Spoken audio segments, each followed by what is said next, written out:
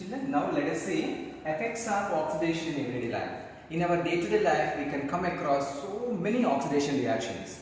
So many places you could see that oxidation has happened. So many evidences we can have. The best example is corrosion of iron. You know very well iron metals, anytime if you observe, when it is very new and fresh one, it will be very shiny brownish color. But once it is getting rusted, it will be getting into the dark color and the surface will be coated with another layer and it will be becoming weak. They lose its strength. Okay, so that you can experience in our day-to-day life every time. Okay, one of the best examples in the laboratory, if you see this is a new holder where this is made of metal and very shiny, and it is the old one, and you can see all the brownish coating here. Okay, this is nothing but rusting. If you just scratch this one, or if you rub this one, you will be getting some powdery substance. Ferric oxide, you can see that, isn't it? So this is happening because of what? Corrosion. Corrosion is nothing but what? This is a process where the metals are eaten up by either air or moisture or else even by some chemicals. Sometimes even chemicals also will be the reason for their corrosion. Okay. So the first one is a corrosion, the process in which the metals are eaten up gradually by the action of air, moisture or chemical. The chemical may be the acid on their surface is nothing but the oxidation, which is nothing but the corrosion. Okay. So what is the reaction involved in the corrosion of iron? When you take the iron, the oxygen and the moist air. Oxygen alone cannot corrode the metal. Similarly, moisture alone cannot corrode the metal, but it needs both moist air, oxygen as well as water. Okay, in the presence of water and the oxygen, this iron combines to produce ferric oxide. It is actually iron 3 oxide with the water content with it, which is nothing but the rust. Okay, and this corrosion in detail we can learn in the next lesson, metals and non-metals, and its impacts and what are the different preventive measures also we can understand in a better way. Okay, in the next lesson, soon after this lesson, we will be having the metals and non-metals. We will be understanding in better way about this one. What are the different ways and how can we prevent? What are the different methods we are employing nowadays to reduce the corrosion of different metals? Okay. Now come to the next one is rancidity. This rancidity also we come across in our day-to-day life, and it is mainly based on the food and oil, fat and the oil.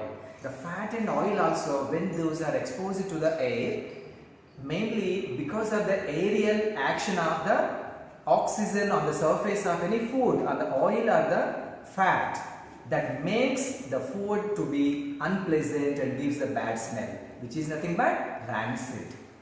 Especially if you, for example, if you take any of the sweet or any deep roasted oily food, and if it is left for 1 week or 10 days like that, after some time when you are eating that, you will be getting the stale smell.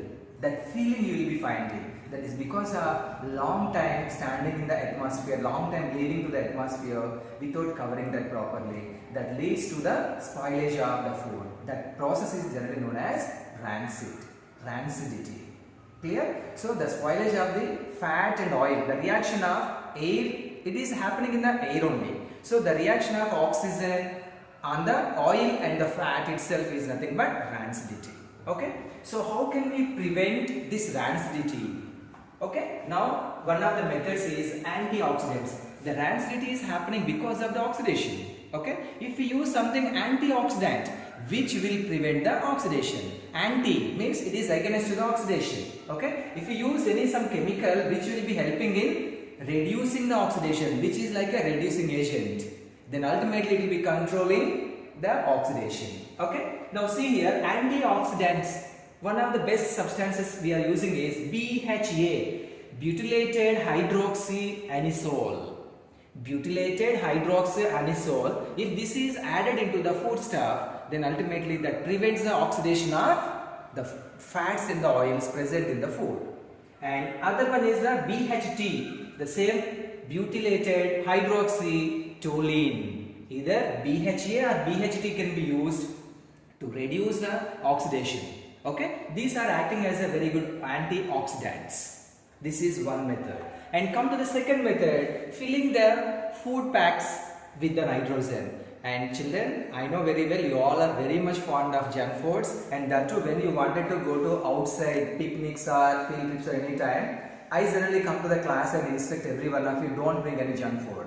But even then some children try to bring the all junk food packets and all. And suppose if you take the Lay's, Kurkure or something packet, and when you just observe the packet soon after purchase from the shop, you could feel that inside some air is present.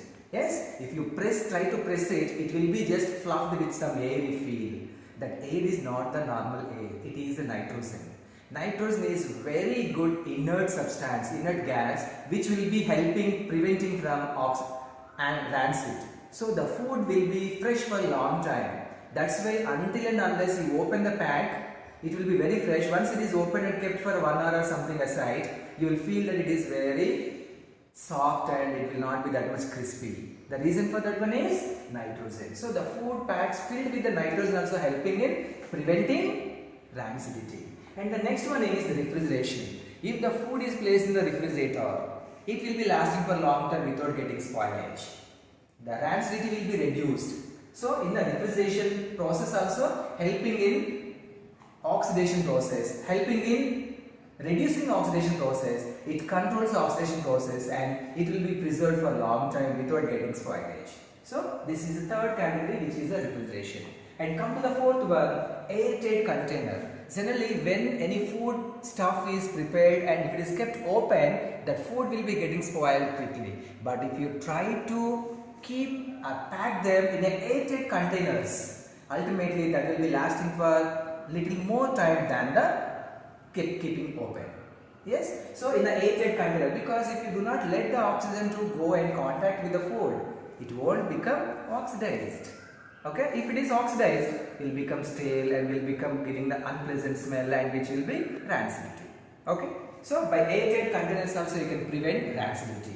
And one more is storing away from the sunlight. If it is exposed to the sunlight, especially some foods which are very rancid in the atmosphere, those always they mention, instructions will be given very clearly on the wrappers of the food material. Keep away from the sunlight. Refrigerate it, keep away from the sunlight. So even the sunlight also helping in rancidity. That's why if we control the exposure to the sunlight also, or just in the open light, then automatically the rancidity will be reduced. Okay, so when you keep away from the sunlight, if you keep it is kept in the dark, then also the rancidity will be reduced.